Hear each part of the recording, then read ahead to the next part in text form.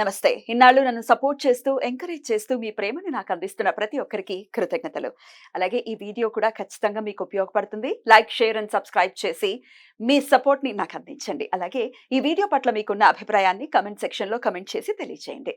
ఇప్పుడు వీడియోని చూద్దాం. నమస్తే, వెల్కమ్ టు అవర్ ఛానల్. నేను పద్మిని. ముందుగా ప్రేక్షకులకి శ్రీ క్రోధినామ సంవత్సర ఉగాది శుభాకాంక్షలు. మరి ఈ ఉగాది ఎలాంటి ఫలితాలను ఇస్తోంది ద్వాదశ రాశుల వాళ్ళకి అనేది మనకి తెలియజేయడానికి మనతో పాటు సిద్ధంగా ఉన్నారు ప్రముఖ ఆధ్యాత్మికవేత్త, వాస్తు జ్యోతిష పండితులు శేషగిరిరావు గారు. మాట్లాడదాం. నమస్కారం అండి. క్రోధినామ సంవత్సరం వచ్చేస్తోంది.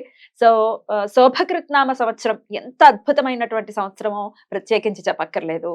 అందుకు ఏకైక నిదర్శనం రామచంద్రమూర్తి తన స్వస్థలానికి మళ్ళీ తిరిగి వచ్చినటువంటి వైనం చాలు శోభకృత్నామ సంవత్సరం ఎంత శోభాయమానంగా వెలుగొందింది అని చెప్పడానికి. ఇక ఈ సంవత్సరం వచ్చే పేరు క్రోధినామ సంవత్సరం. పేరులో అయితే క్రోధం ఉంది, మరి దాని నామాన్ని సార్థకం చేసుకుంటుందా అని కించిత్ భయం కూడా ఉంది. ఎనీవేస్, అసలు క్రోధినామ సంవత్సరం ద్వాదశ రాశులకి ఎలాంటి ఫలితాలను ఇస్తుంది ఒకసారి గ్రహ సంచారాన్ని గురించి వివరించిన తర్వాత ద్వాదశ రాశుల గురించి ఒకసారి తెలుసుకుందామండి. రైట్ అమ్మా. క్రోధీనామ సంవత్సరం ఉన్నట్టు పేరుకు తగ్గట్టుగానే ముఖ్యంగా ఈ మాట మరి కుజుడు రాజు అవటం. సో గ్రహాలన్నింటిలో కూడా కొద్దిగా కోపగ్రహం, అంటే అగ్రెసివ్గా ఉంటాడు కుజుడు. సో అందుకని మేష, వృశ్చిక రాశిలో జన్మించిన వాళ్ళకి సాధారణంగా షార్ట్ టెంపర్ ఉంటుంది ఎంతో కొంత. సో అలాంటి క్రోధీనామ సంవత్సరం, క్రోధీనామ సంవత్సరానికి రాజే కుజుడయ్యాడు. సో కుజుడయ్యాడంటే ఖచ్చితంగా మనం ఎవరికి చెప్పినా అదే చెప్తున్నాం. ఈ సంవత్సరం అంతా కూడా కొద్దిగా మనుషులు కోపతాపాలను అదుపులో పెట్టుకోకపోతే క్షణికావేశంలో ఏవో రకమైన తప్పులు చేసే ఇబ్బందులు అయితే ఉంటాయి అనే చెప్తున్నాం. దానికి అందులో ఈసారి మరి ఈ నవవిధ నాయకులు ఎవరైతే ఉంటారో వాళ్ళు కూడా మొత్తం ఎక్కువ చెడు గ్రహాలే వచ్చాయి. అంటే శనికి ఆధిపత్యాలు ఎక్కువ వచ్చాయి, కుజుడికి ఆధిపత్యాలు ఎక్కువ వచ్చాయి. సో బేసిక్గా ఈ రెండు పాపగ్రహాలు. సో అందుకని కార్య ఆచరణ మీద మనుషులకి ఇంకా మరింత మక్కువ పెరిగే అవకాశం ఉంది. సో అందుకని మరి ఎప్పుడైతే ఇలాంటి కార్యాచరణ ఉంటుందో దానికి కోపం తోడైనప్పుడు ఏమవుతాయో తెలుసు. కనుక ఈ నేర ఘోర పరిస్థితులు అయితే కొంత పెరిగే అవకాశాలు అయితే ఉంటాయి. సో దాంతోపాటు కొంత మంచి ఏంటి అంటే గనక ఈ విశ్వాసాలు, భక్తి విశ్వాసాలు ఏవైతే ఉంటాయో జనాల్లో ఆధ్యాత్మిక భావం అనేది పెరగడానికి ఉంటుంది. ఆధ్యాత్మిక చింతన పెరుగుతుంది. సంతోషం. సో అది కొంతవరకు మనకి ఎంతో కొంత కాపాడడానికి అది మనకు ఉపయోగపడటం అనేది ఉంటుంది.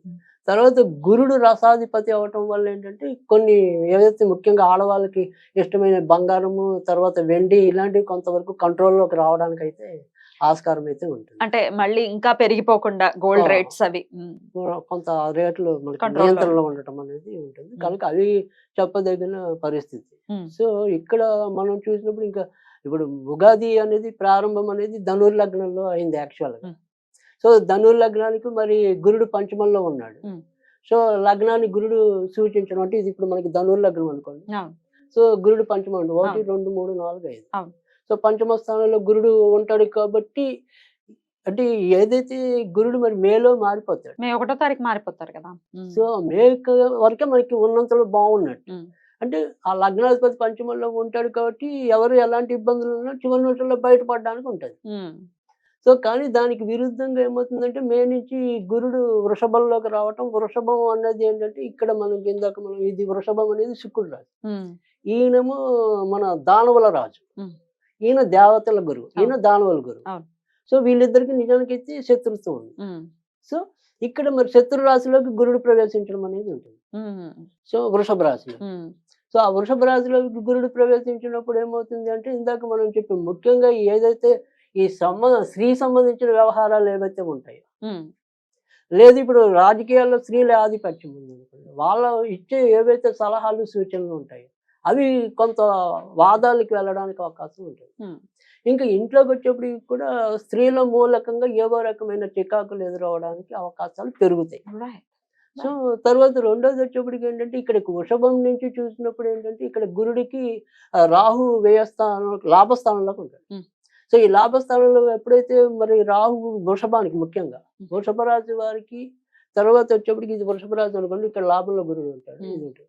తర్వాత ఇప్పుడు కొత్తగా పుట్టే వాళ్ళ గురించి చెప్తున్నాను. సో వృషభ రాశిలో ఎవరైతే జన్మిస్తారో వాళ్ళు కంపల్సరీ సర్పదోషం ఉంటుంది. సర్పదోషం ఉంటుంది. లాభంలో రాహు ఉన్నా సర్పదోషం ఉంటుంది. అందుకే ముఖ్యంగా రాహు లాభంలో ఉన్నప్పుడు ఇక్కడేమో కేతు పంచమంలో ఉంటారు. పంచమంలో ఉంటారు. అవును. సో ఇది సంతాన స్థానం అవుతుంది, అదేమో లాభస్థానం. సో ఖచ్చితంగా లాభాలు ఎవరైతే ముఖ్యంగా ఈ వృషభ రాశి వాళ్ళకి గట్టి ప్రయత్నాలు ఏవైతే ఉంటాయో అవి దగ్గర వచ్చి పోతాయి. ఇక్కడ ఈ బుద్ధి అనేది వాళ్ళకి సరిగ్గా ఉపయోగపడదు. సో ఆ నిర్ణయాలు తీసుకోవడంలో ఇబ్బందులు ఎక్కువ వృషభ రాశి వాళ్ళు పొందడానికి అవకాశం ఉంటుంది. తర్వాత వచ్చేప్పటికి ఇదే దోషం అనేది కర్కాటక రాశికి కూడా ఉంటుంది. కర్కాటక రాశిలో పుట్టిన వాళ్ళకి కూడా ఉంటుంది. అంటే కొత్తగా పుట్టిన పిల్లలకు కూడా నవమంలో రాహు ఉంటాడు. నవమంలో రాహు ఉంటాడు, తృతీయంలో కేతు ఉంటాడు. కాబట్టి సంబంధ బాంధవ్యాలు ఇబ్బంది పడతాయి. ఇప్పుడు పుట్టే వాళ్ళకైతే ఇలా ఉంటుంది. ఆల్రెడీ పుట్టిన వాళ్ళకి అదే గ్రహస్థితి. ఇప్పుడు ఆల్రెడీ పుట్టేసిన వాళ్ళకి కూడా అదే గ్రహస్థితి. కానీ కొత్తగా పుట్టిన వాళ్ళకి కూడా ఖచ్చితంగా పుట్టడమే సర్పదోషంలో పుట్టినట్టు. ఎగ్జాక్ట్లీ ఈ సంవత్సరంలో ఎప్పుడు పుట్టినా ఇదే గ్రహస్థితి ఇంచుమించుగా, అంటే రాహుకేతులకి సంబంధించి. రైట్ అండి. ఇక దేశంలో ఎట్లాంటి పరిస్థితులు ఉంటాయి అనేది ఒకసారి క్లుప్తంగా చెప్పేసి ద్వాదశ రాశుల్లోకి వెళ్ళిపోతాం. రైట్. దేశంలో కూడా ముఖ్యంగా చెప్పాల్సింది అంటే ఇక్కడ వర్షపాతాలు ఏవైతే ఉంటాయి అంటే మనకు కావాల్సిన మెయిన్ వర్షం, రైతుల యొక్క ఇది. సో ఇక్కడ ముఖ్యంగా ఇందాక మనం చెప్పుకున్నాం శని కుజుల యొక్క ఆధిపత్యం ఎక్కువ అని చెప్పి. సో శని కుజుల ఆధిపత్యం ఎక్కువ అంటే మిరపకాయల పంటలు బాగా పండుతాయి. అంటే ఎరుపు రంగు ధాన్యాలు ఏవైతే ఉంటాయో లేదా ఎరుపు రంగు పంటలు ఏవైతే ఉంటాయో అవి సమృద్ధిగా పండుతాయి. తర్వాత శనికి సంబంధించి వచ్చినప్పుడు ఏంటంటే నల్లవి అంటే మిరియాలు అనుకోండి, నువ్వులు అనుకోండి, మినుములు అనుకోండి, ఇలా నల్ల రంగు పంటలు ఏవైతే ఉంటాయో వేరుశనగ, దాని నుంచి నూనె వస్తుంది. సో అలా ఈ శనికి సంబంధించి నలుపుకి అలాంటివి సమృద్ధిగా పండటం అనేది ఉంటుంది. ఎలక్షన్స్ కూడా రాబోతున్నాయి, ఎట్లా ఉండబోతుంది అనుకోవచ్చు? యుద్ధ వాతావరణం ఉంటుందా? రైట్. అంటే ఖచ్చితంగా ఈసారి కూడా యుద్ధ వాతావరణం అయితే ఉంటుంది. ఆ తర్వాత సరే ఇక్కడ పెద్దగా ముఖ్యంగా మనం చెప్పాలంటే కేంద్రంలో మరీ మార్పులు అయితే ఉండకపోవచ్చు. మళ్ళీ మోదీ ప్రభుత్వమే వస్తుందని అనుకోవచ్చా?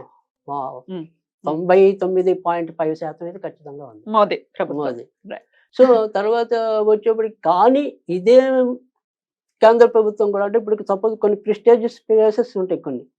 అంటే ఒక ప్లేస్ అంటే నేను ఖచ్చితంగా ఇక్కడ ఓవైసీ ఇప్పుడు మనకి అది కోంపెల్ల మాధవి గారు అది గెలుస్తూ అది ఓకే. నేను అలా ప్రెస్టీజియస్ ప్లేసెస్ కొన్ని ఉంటాయి కదా, ప్రతి ఒక్క పార్టీకి కూడా ఈ అభ్యర్థి అయితే ఖచ్చితంగా గెలుస్తాడు అనేది ఏదైతే ఉంటుందో అక్కడ వీళ్ళు కొంత భంగపడడానికి ఉంటుంది బీజేపీ వాళ్ళకి. బీజేపీ అని కాదు, మోరల్ గా ఇప్పుడు సపోజ్ అది వేరే పార్టీ తీసుకున్నా అంటే ఇక్కడ మాయావతి కరెక్ట్ గా ఇక్కడే గెలుస్తుంది అనుకునేటప్పుడు భంగపడతారు. అట్లాంటి రివర్స్ ఫలితాలు అనేది ఎక్కువ ఉంటాయి. రైట్. అట్లా కానీ ఓవరాల్ గా పాలనలో వాళ్ళే ఉంటారు. ఆంధ్రప్రదేశ్ లో ఏ గవర్నమెంట్? ఆంధ్రప్రదేశ్ అనేది కొన ఊపిరితో గెలవటం అనేది ఉంటుంది ఇప్పుడున్న పరిస్థితి. ఎవరు గెలుస్తారని? అదే ఇప్పుడున్న ప్రభుత్వమే ఉంటుంది. ఇప్పుడున్న ప్రభుత్వమే అంటే వైసీపీ. అలా అతి కష్టం మీద వారిని నిలుపుకోవడానికి ఎక్కువ కనపడుతుంది. రైట్.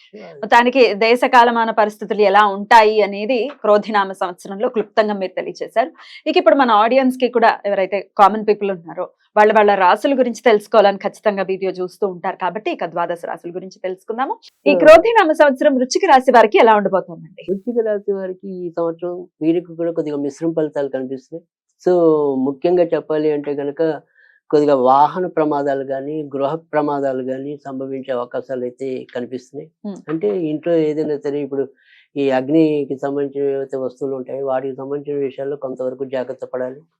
ఇక బయటకు వచ్చేప్పటికి ఏంటంటే వాహనాలు ఇలాంటి నడిపే విధానంలో కూడా మీరు ఎక్కువ శ్రద్ధ వహించాలి. కనుక వాహన ప్రమాదాలు కానీ అగ్ని ప్రమాదాలు కానీ ముఖ్యంగా ఏదైతే మే నుంచి అంటే మేలో మనకి ఇంచుమించుగా కుజుడు మేషంలోకి రావటం అనేది ఉంటుంది. ఆ తర్వాత వృషభం, తర్వాత మిథునం, ఈ 3 రాశులు అయిపోయి సుమారుగా జూలై అన్నమాట. సో ఇంచుమించు మే నుంచి జూలై మధ్య వీరు ఎక్కువ జాగ్రత్తగా ఉండటం అనేది ఉంటుంది. లేదా ఈ ఉష్ణ సంబంధించి అంటే వడదెబ్బలు తగలటం అనుకోండి ఇలాంటివి. సో అందుకని ఏదైనప్పటికీ కూడా ఇలా కొన్ని ప్రమాదాలు ఆకస్మికంగా వచ్చే ప్రమాదాలు బారిన ఈ వృశ్చిక రాశి వాళ్ళు ఈ ఏడాది పడడానికి అయితే అవకాశాలు అయితే ఎక్కువ కనిపిస్తున్నాయి. కనుక వాటి విషయంలో కొంత జాగ్రత్త తీసుకుంటే ఇంకా ఎవరైనా సరే కొత్తగా ఎన్నో ఏళ్ళగా అంటే ఇల్లు కొనుక్కోవాలి లేదా ఇల్లు సంపాదించుకోవాలి ఇలాంటి ప్రయత్నాల్లో ఉండి అవి ఎప్పటికప్పుడు వాయిదా పడుతున్నట్టయితే కనుక ఈ ఏడాది వాటి విషయంలో అంటే గృహం తీసుకోవటం కానీ లేదా స్థలం తీసుకోవటం కానీ వాటికి సంబంధించిన ప్రయత్నాలు అయితే విజయవంతం అవుతాయి. కనుక అలాంటి విషయాల్లో ఇబ్బందులు అయితే కనపట్టలేదు. తర్వాత వచ్చేప్పటికి ఉద్యోగ రంగంలో ఉండే వాళ్ళకి ముఖ్యంగా మే వచ్చేప్పటికి ఏప్రిల్ వచ్చేప్పటికి రవి గోచరంలోకి వచ్చాక తర్వాత దాంట్లోకి వస్తాడు వృషభంలోకి మేలో. ఇదే రవి ఆ సంచారం వల్ల వృత్తి ఉద్యోగాల్లో లాభం జరుగుతుంది. హ్మ్. సో ముఖ్యంగా ప్రభుత్వ ఉద్యోగాల్లో ఎవరైతే ఉంటారో వాళ్ళు లాభపడటం అనేది కూడా ఉంటుంది. ఈ తర్వాత వారికి మనోరథం ఎక్కడికంటే ఇప్పుడు కొంతమంది నాకు పలానా చోటుకి బదిలీ అవ్వాలి అనే ప్రయత్నాల్లో ఉంటారు.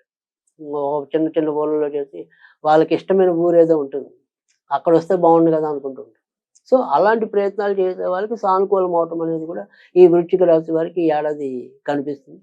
ఇక తల్లి గారి ఆరోగ్య విషయంలో మాత్రం మళ్ళీ కొంతవరకు జాగ్రత్త పడాల్సి ఉంటుంది. ఇక ఎవరైనా సరే కొత్తగా పెళ్లి కావాల్సిన వాళ్ళు ఎవరైనా వృశ్చిక రాశిలో ఉంటే గనుక అది మే నుంచి చాలా చక్కటి అనుకూలమైన ఫలితాలు రావటం అనేది ఉంటుంది. కనుక అక్కడి నుంచి వాళ్ళు కొద్దిగా గట్టిగా కృషి చేసినట్టయితే కనుక పెళ్లి విషయాల్లో కూడా ముందుకెళ్ళటం అనేది ఉంటుంది. Right. ఇక తర్వాతకి వచ్చేప్పటికి ఏంటంటే సంతాన స్థానంలోకి వచ్చేప్పటికి వీళ్ళకి కూడా ఎంతో కొంత సర్పదోష ప్రభావం అనేది ఉంటుంది. లేదా కొత్తగా వృశ్చిక రాశిలో పుడితే వారికి కూడా సర్పదోషం అనేది ఉంటుంది. కాబట్టి ఎవరైనా సరే కొత్తగా గర్భం దాల్చినట్టయితే కనుక వాళ్ళు క్రమం తప్పకుండా ఎక్కువ వినాయకుడిని పూజించుకోవటం అనేది మంచి జరుగుతుంది. ఇంకా ఇతరత్ర వీరికేమీ చెప్పుకోదగిన ఇబ్బందులు అయితే కనపట్టలేదు. ముఖ్యంగా వచ్చేప్పటికి ఏంటంటే ప్రమాదాల బారిన పడేలాగా ఉన్నారు కాబట్టి ఆ విషయాల్లో వీరు కొంతవరకు శ్రద్ధ వహిస్తే కనుక వీరికి కూడా చెప్పుకోదగిన ఇబ్బందులు అయితే వేరే రూపంలో అయితే రావు. Hmm. కనుక ఈ ఏడాది ఇలాంటి ఇబ్బందులన్నిటి నుంచి తప్పించుకోవడానికైతే కనుక వీరు ఇక సర్పదోషం అనే కాకుండా విడిగా కూడా వినాయకుడిని ఎక్కువ పూజించుకోవాలి. Hmm. తర్వాత ఇంట్లో అవకాశం ఉంటే కనుక నైరుతిలో ఒక వినాయకుడి బొమ్మ పెట్టుకోవటం అనేది కూడా వీరికి మంచి యోగాన్ని ఇవ్వటం అనేది ఉంటుంది. తర్వాత వచ్చేప్పటికి బుధవారాలు కాకుండా మంగళవారాల పూట అప్పుడప్పుడు వినాయకుడికి తొక్కుడు లడ్డు నివేదన చేయటం వల్ల కూడా వీరికి ఉండే ఇబ్బందులను తప్పించుకోవడం అనేది ఉంటుంది. ఇంకా ఓం గం ఓం గం అనేది వీరు పఠించడం వల్ల కూడా మేలు జరుగుతుంది. ఎన్నిసార్లు చేయాల్సి ఉంటుందండి? అది అది ఎవరి శక్తి అనుసారం అంటే మనం ఒక పావు మాల అనుకోండి 27, అర్ధమాల అంటే 54, పూర్ణమాల అంటే 108. Hmm. సో ఎవరి శక్తి అనుసారం వాళ్ళు అంటే 27 కానీ 54 కానీ 108 సార్లు కానీ క్రమం తప్పకుండా పాటించడం అనేది చాలా మంచిది. రైట్ అండి, అద్భుతం. కొంత మిశ్రమ ఫలితాలు అయితే రాబోతున్నాయి వృశ్చిక రాశి వారికి. కాబట్టి చెప్పినటువంటి విషయాల్లో జాగ్రత్తలు తీసుకుంటూ గణపతి ఆరాధన చేసుకుంటూ ఖచ్చితంగా వీళ్ళకి వచ్చేటటువంటి ఇబ్బందుల నుంచి అధిగమించి ఈ క్రోధినామ సంవత్సరం చాలా ప్రశాంతవంతంగా వృశ్చిక రాశి వారికి వెళ్ళాలని మనస్ఫూర్తిగా కోరుకుంటూ ఇక నెక్స్ట్ ఎపిసోడ్ లో ధనుసు రాశి గురించి మాట్లాడుకుందాం. థ్యాంక్ యూ సో మచ్ అండి. నమస్తే. Thank you.